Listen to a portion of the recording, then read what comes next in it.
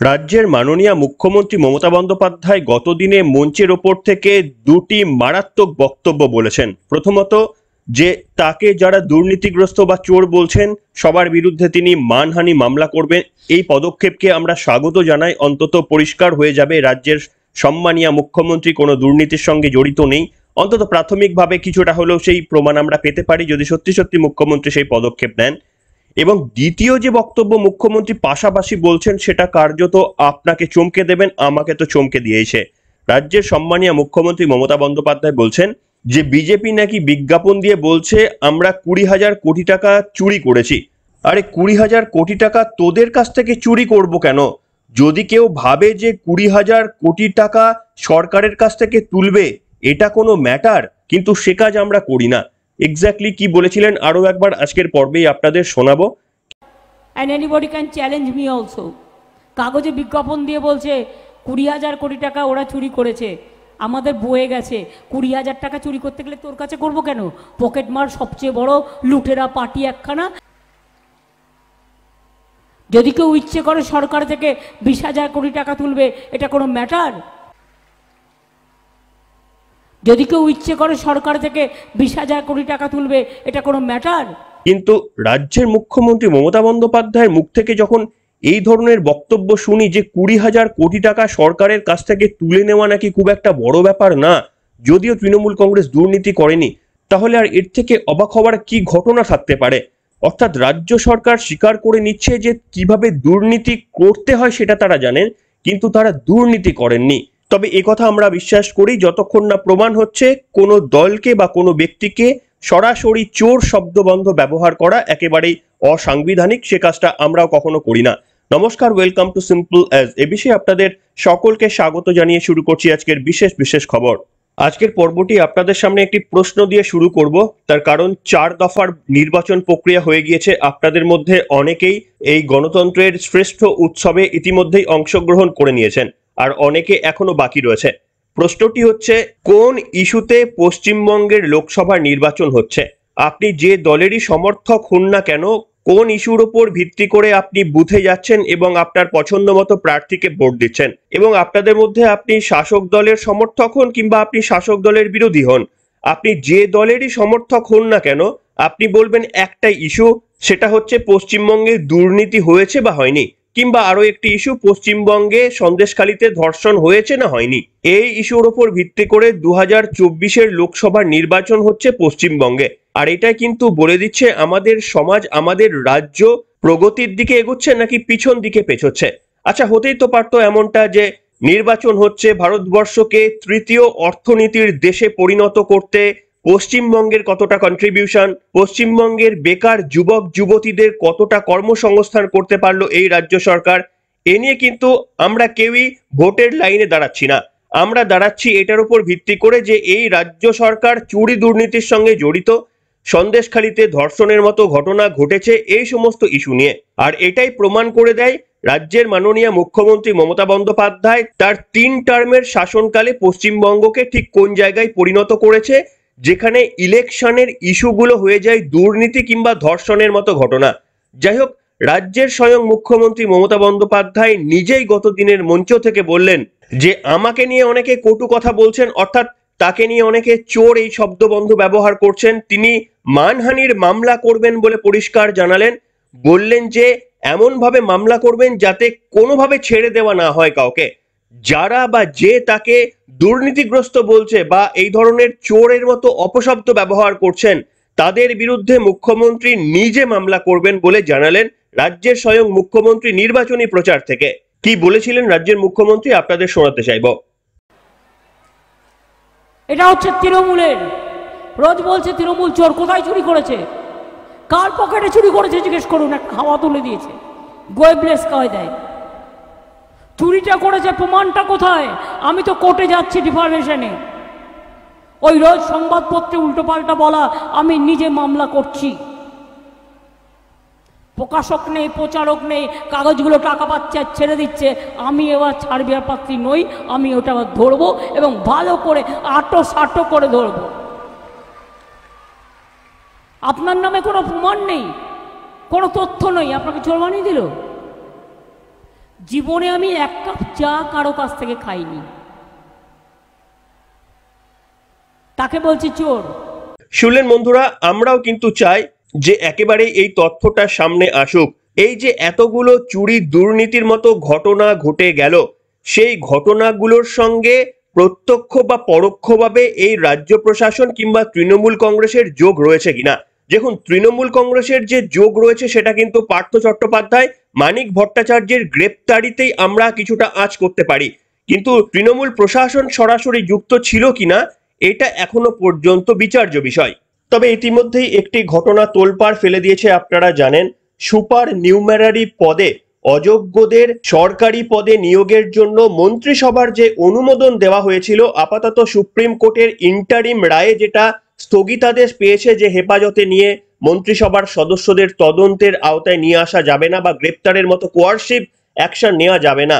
তদন্ত প্রক্রিয়া চালিয়ে যাওয়ার পর এবং ফাইনালি সুপ্রিম কোর্ট যে রায় দেবে তারপর কিন্তু বোঝা যাবে এই রাজ্যের মন্ত্রিসভা তারা সত্যি সত্যি চুরি দুর্নীতির মতো ঘটনায় জড়িত ছিল কিনা। অভিযোগ যে উঠেছে সেটা কিন্তু কারোর মনে কোনো সন্দেহ নেই। তবে মুখ্যমন্ত্রী মমতা বন্দ্যোপাধ্যায় আমরা চাই তিনি যান এবং তিনি নিজেকে স্বচ্ছ প্রমাণ করার জন্য সমস্ত আইনগত ব্যবস্থা নিন। যারা তাকে এই সমস্ত অপশব্দ বলছেন তাদের মুখ বন্ধ করার জন্য আইনত তিনি ব্যবস্থা নিন। আমরা নিশ্চিতভাবে সেটাও দেখতে চাই। তবে দুর্ভাগ্যের বিষয় কি জানেন, যে মঞ্চ থেকে রাজ্যের মুখ্যমন্ত্রী মমতা বন্দ্যোপাধ্যায় বলছেন যে আমি আইনের দ্বারস্থ হব, মানহানির মামলা করব, ঠিক সেই মঞ্চ থেকেই মমতা বন্দ্যোপাধ্যায় বলছেন যে আমাদের বিজেপি চোর বলছে, 20,000 কোটি টাকা নাকি আমরা চুরি করেছি। আরে 20,000 কোটি টাকা যদি সরাতে হয় তাহলে ওইভাবে সরাবো কেন? রাজ্য সরকারের থেকে 20,000 কোটি টাকা সরানো কি খুব একটা বড় ব্যাপার? এমনটাই বলছেন স্বয়ং মুখ্যমন্ত্রী মমতা বন্দ্যোপাধ্যায়। যদিও তিনি বলছেন যে না, ওই সমস্ত কাজ আমরা করিনি, কিন্তু পরক্ষণে তিনি স্বীকার করে নিচ্ছেন এই যে 20,000 কোটি টাকা সরিয়ে ফেলা রাজ্য সরকারের কাছ থেকে, এটা কি কোনো বড় ব্যাপার? অর্থাৎ মুখ্যমন্ত্রী এটা অন্তত জানেন বা তিনি স্বীকার করেছেন যে দুর্নীতি কিভাবে করতে হয় সেটা তিনি জানেন, কিন্তু তিনি দুর্নীতি করেননি। এই দুটো মন্তব্যই তিনি বলেছেন। আপনারা শুনুন কি বলেছিলেন রাজ্যের মাননীয় মুখ্যমন্ত্রী। আমি তো এক্স্যাক্টলি বলতে পারলাম না ওয়ার্ড বাই ওয়ার্ড, তাই তার মন্তব্যটা শোনাচ্ছি। এক্স্যাক্টলি তিনি কি বলেছিলেন শুনুন। And anybody can challenge me also. কাগজে বিজ্ঞাপন দিয়ে বলছে 20,000 কোটি টাকা ওরা চুরি করেছে, আমাদের বয়ে গেছে। 20,000 টাকা চুরি করতে গেলে তোর কাছে করবো কেন? পকেটমার সবচেয়ে বড় লুটেরা পার্টি একখানা, লজ্জা করে না? পিএম কেয়ার ফান্ডে কত কোটি টাকা ঝেড়েছিস? যদি কেউ ইচ্ছে করে সরকার থেকে 20,000 কোটি টাকা তুলবে, এটা কোনো ম্যাটার? কিন্তু জীবনে আমি এ রাজনীতি করিনি আর করবো না। মারাত্মক কথা বললেন রাজ্যের মাননীয় মুখ্যমন্ত্রী। তিনি বলছেন যে কাগজে বিজ্ঞাপন দিয়ে বলছে আমরা নাকি 20,000 কোটি টাকা চুরি করেছি, এবং তার কিছুক্ষণ পরেই তিনি বলছেন 20,000 কোটি টাকা রাজ্য সরকার থেকে তোলা এটা কি কোনো ম্যাটার? অর্থাৎ মুখ্যমন্ত্রী জানেন যে 20,000 কোটি টাকা রাজ্য সরকার বা প্রশাসনের কথা সম্ভবত তিনি বলছেন, সেই টাকাটা সরিয়ে দেওয়া অর্থাৎ মানুষের কাজে ব্যবহার না করে সেই টাকাটা সরিয়ে ফেলাটা কোনো ব্যাপার নয়। এইটা রাজ্যের মুখ্যমন্ত্রী মমতা বন্দ্যোপাধ্যায় মঞ্চের ওপর থেকে বলছেন যে তিনি জানেন, কিন্তু তিনি নিশ্চিতভাবে স্বীকার করছেন তারা করেননি। কিন্তু ভাবা যায়, আমরা ভাবতে পারি যে 20,000 কোটি টাকা নাকি রাজ্য প্রশাসনের তরফ থেকে সরিয়ে নেওয়াটা কোনো ব্যাপার নয়। রাজ্যের স্বয়ং মাননীয় মুখ্যমন্ত্রী যদি এ কথা বলেন তাহলে অনাস্থা তো তৈরি হবেই। সেটা তৃণমূল সরকার ছেড়ে দিন, যে কোনো সরকারের উপর তো অনাস্থা তৈরি হবেই। মুখ্যমন্ত্রী মমতা বন্দ্যোপাধ্যায় যদি অনায়াসে বলতে পারেন 20,000 কোটি টাকা সরিয়ে ফেলা কোনো ব্যাপার না, তাহলে সাধারণ মানুষের আস্থা কি করে জন্মাবে বলুন তো? এটা একটা সাংঘাতিক কথা বললেন রাজ্যের মাননীয় মুখ্যমন্ত্রী। জানি না রাজনীতিতে এর ইম্প্যাক্ট কতটা হবে, কতজন মুখ্যমন্ত্রী মমতা বন্দ্যোপাধ্যায়ের এই বক্তব্যটা শুনেছেন এটা বলতে পারবো না। তবে সত্যি সত্যি আমার মনে হয় কোনো রাজনৈতিকবিদ পশ্চিমবঙ্গ ছেড়ে দিন ভারতবর্ষের, তাদের মুখ থেকে এমন কথা হয়তো শোনা আজ পর্যন্ত যায়নি যে সরকারের কাছ থেকে 20,000 কোটি টাকা সরিয়ে ফেলা কোনো ব্যাপার না। যাই হোক, তবে আমরা এটুকু অন্তত আশ্বস্ত যে তৃণমূল কংগ্রেস বা মমতা বন্দ্যোপাধ্যায় এ কাজ করেননি, কারণ তিনি নিজে যেটা বলছেন আমরা বিশ্বাস করছি তা সত্য। তিনি বলছেন যে আমরা এ কাজ করি না, আমরা ধরে নিচ্ছি এটা সত্য, কিন্তু মুখ্যমন্ত্রী তার মানে জানেন যে কিভাবে 20,000 কোটি টাকা সরিয়ে ফেলা যেতে পারে। এ এক চাঞ্চল্যকর তথ্য দিলেন মুখ্যমন্ত্রী। জানি না আপনারা কতজন অবাক হলেন। তবে এটা আপনাদের বলবো। এবং আপনারা শুনেওছেন মুখ্যমন্ত্রী মমতা বন্দ্যোপাধ্যায় বিভিন্ন মঞ্চ থেকে বলেছেন, সরাসরি এটা তিনি আগে বলতেন না, এখন নির্বাচনী প্রচার থেকে তিনি বলছেন যে আমাকে দেখলেও চোর বলছে। আগে মুখ্যমন্ত্রী বলতেন যে তৃণমূলকে দেখলে চোর বলছে, এখন কিন্তু মুখ্যমন্ত্রী মাঝে মাঝেই বলেন যে আমাকে দেখলেও চোর বলছে। আপনাদের শোনাতে চাইবো, বেশ কয়েকদিন আগের একটি জনসভা থেকে এই ধরনের মন্তব্য করেছিলেন এবং তিনি বলেছিলেন যে বিজেপির এখন আর কোনো স্লোগান নেই, ওই তৃণমূল চোর এই স্লোগানই শুধুমাত্রই বিজেপির রয়েছে এবং আমাকে চোর বলছে। এবং তারপরে সাধারণ মা বোনেদের উদ্দেশ্যে তিনি একটি নতুন স্লোগান তৈরি করে দিচ্ছেন, অলি গলি মে শোর হ্যায় বিজেপি চোর হ্যায়। কি বলেছিলেন মুখ্যমন্ত্রী মমতা বন্দ্যোপাধ্যায়, শুনুন। আজকে বিজেপির সব স্লোগান উঠে গেছে, আমাকে দেখলেও আমার গাড়ি দাঁড় করিয়ে আমাকেও চোর বলছে। আপনারা একটা আওয়াজ তুলবেন তো ব্লকে ব্লকে, দেশের লোক কি বলছে জানেন? অলি গলি মে চোর হ্যায় बीजेपी चोर है, अली गली में चोर है, बीजेपी चोर है, पूरा देश में चोर है, बीजेपी चोर है, बंगाल में चोर है, बीजेपी चोर है, बीजेपी लुटेरा है, बीजेपी जुमलाबाज है, बीजेपी दुर्नीतिबाज है, बीजेपी लुटेरा है, सवार पॉकेट केटेছে। তৃণমূল কংগ্রেসকে এই ধরনের যে চুরি বা চোর শব্দগুলো বলে আমরা সাপোর্ট করি না, যতক্ষণ না পর্যন্ত প্রমাণ হয়। আমরা কোনো ব্যক্তি কোনো দলকে এই ধরনের মন্তব্য করতে আমরা অন্তত রাজি নই, আমরা এটাকে সহমত পোষণ করি না। মুখ্যমন্ত্রীর বক্তব্যকেই জাস্ট কোট করছি, তিনি বলছেন যে আমাকে দেখলেও চোর বলছে, আর আজকে বললেন যারা চোর শব্দবন্ধ ব্যবহার করছেন তাদের বিরুদ্ধে মানহানি মামলা করব। আমি তো বলছি একেবারে 100% সঠিক পদক্ষেপ নেবেন যদি এটা করেন, কিন্তু কবে মুখ্যমন্ত্রী তিনি এই ডিফরমেশনের মামলা করবেন সেটাই নিশ্চিতভাবে দেখার। তার কারণ আমরা চাই না এই অভিযোগ রাজ্যের সম্মানীয় মুখ্যমন্ত্রীর বিরুদ্ধে লাগুক, তার কারণ এর ইম্প্যাক্ট তো মুখ্যমন্ত্রীর যতটা না হবে আমার আপনার তার থেকে বেশি হবে না। একটা রাজ্য প্রশাসন যদি দুর্নীতিগ্রস্ত হয় তাহলে তো আমি আপনি এর শিকার। তাই মুখ্যমন্ত্রী মমতা বন্দ্যোপাধ্যায়ের নিশ্চিতভাবে এই মানহানির মামলা করা উচিত, এবং যে তিনি জিতলে আসলে জয় হবে আমাদের, এটা অন্তত প্রমাণ আমরা পাবো যে মুখ্যমন্ত্রীর বিরুদ্ধে বলা এই সমস্ত অভিযোগগুলো কার্যত কিছুটা হলেও ভিত্তিহীন। আচ্ছা, যে প্রশ্ন দিয়ে আপনাদের শুরু করেছিলাম যে এটা মুখ্যমন্ত্রী মমতা বন্দ্যোপাধ্যায় বারবার মঞ্চের ওপর থেকে বলছেন রাজ্যের নির্বাচন নয়, এটা মোদির নির্বাচন। আচ্ছা, এই মুহূর্তে আপনি যদি দেশের পার্সপেক্টিভে দেখেন, সকলে কিন্তু বিভিন্ন রকম ভাবে নরেন্দ্র মোদী সরকারকে আক্রমণ করার চেষ্টা করছেন। কেউ বলছেন মূল্য বৃদ্ধি হয়েছে, গ্যাসের দাম বেড়েছে, কেউ বলছে আপনি কালো টাকা ফিরিয়ে আনবেন বলেছিলেন, সেই টাকা আপনি ফিরিয়ে আনেননি, কেউ বলছেন যে মানুষকে 15 লাখ টাকা দেবেন বলেছিলেন, আপনারা দেননি, কেউ বলছে আদানি আম্বানিদের আপনারা বড়লোক করে তুলেছেন। এই ধরনের বিভিন্ন রকমের আওয়াজ প্রত্যেকটি রাজনৈতিক দল দিচ্ছে, কিন্তু কেউ এটা বলছে না যে মোদি গভর্নমেন্ট বিগত 3 বছরের, যে মোদি গভর্নমেন্ট বিগত 10 বছরে চুরি করেছে, দুর্নীতির সঙ্গে জড়িত। এই ধরনের কিন্তু অভিযোগ কেউ আনছেন না, কোনো তথ্য প্রমাণ দেখিয়ে বা কোনো ঘটনার উল্লেখ করে কেউ কিন্তু মোদী প্রশাসনের বিরুদ্ধে চুরি করেছে, দুর্নীতি করেছে এই ধরনের বক্তব্য আনছেন না।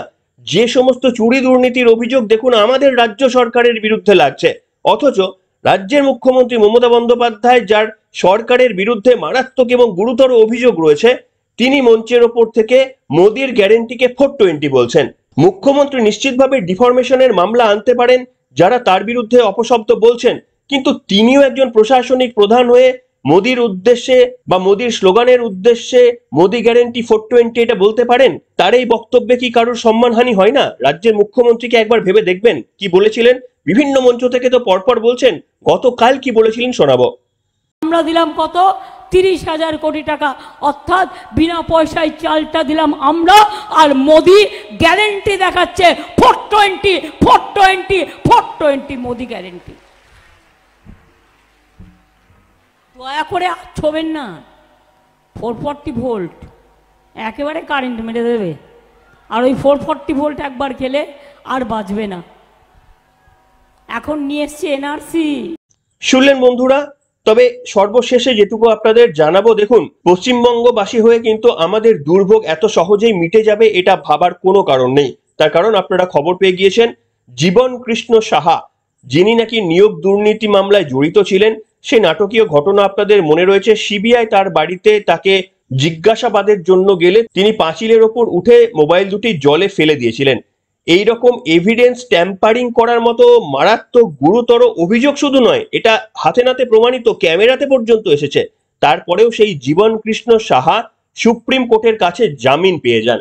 সেই জন্যই আমি বলছি যে রাজনৈতিক ব্যক্তি আপনি যদি হয়ে থাকেন তাহলে কিন্তু আইন আদালত হয়তো সবগুলোই আপনাদের ফেভারে থাকতে পারে, কিন্তু আপনি যদি প্রান্তিক সন্দেশখালীর মা বোন হয়ে থাকেন তাহলে এই পুলিশের অভিযোগের ভিত্তিতে আপনার বছরের পর জেল হয়ে যেতে পারে, কিংবা অনুব্রত মণ্ডলের মিথ্যে দেওয়া গাঁজা কেসে আপনার যাবজ্জীবন কারাদণ্ড হয়ে যেতে পারে। আর জীবন কৃষ্ণ সাহার মতো প্রভাবশালী নেতৃত্ব যাদের ক্যামেরার সামনে মোবাইল ট্যাম্পারিং করতে দেখা গিয়েছে, তারা এই নিয়োগ দুর্নীতি মামলায় একেবারেই হাইকোর্ট বা কোনো মহকুমা কোর্ট থেকে নয়, সুপ্রিম কোর্ট থেকে জামিন পেয়ে যাচ্ছেন। কাজেই যারা ভাবছেন এই দুর্নীতি শেষ হয়ে যাবে, এমন কোনো শাস্তি আমাদের রাজনৈতিক দলের নেতৃত্বরা পাবেন যারা দুর্নীতির সঙ্গে জড়িত, তারা নাম ভুলে যাবেন যে পরবর্তীকালে দুর্নীতি পর্যন্ত করবেন না। আসলে তেমনটা কিছু ঘটবে বলে অন্তত আমার মনে হয় না। আর সেই কারণেই রাজ্যের মুখ্যমন্ত্রী মঞ্চের ওপর থেকে একেবারেই বলতে পারেন যে রাজ্য সরকার থেকে 20,000 কোটি টাকা তুলে নেওয়া এটা কি কোনো বড় ব্যাপার, কিন্তু এ কাজ আমরা করি না। মুখ্যমন্ত্রী এ কথা বলতে পারেন। তাহলে আর কিছু বলার নেই, শুধু এটুকুই বলবো, আমি আপনি যতদিন না সচেতন হচ্ছি, যতদিন না আমি আপনি আওয়াজ তুলছি, ততদিন পর্যন্ত এই সমাজ বদলাবে না। একটা হাইকোর্ট, একটা সুপ্রিম কোর্ট আমার আপনার জীবনে স্বস্তি এনে দিতে পারবে না যদি আমরা সকলে এই দুর্নীতির বিরুদ্ধে রুখে না দাঁড়াই। আর এই রুখে দাঁড়ানোর জন্য গণতান্ত্রিকভাবে একমাত্র আমাদের অপশন ভোটাধিকার প্রয়োগ। আজকের মতো এখানেই শেষ করলাম।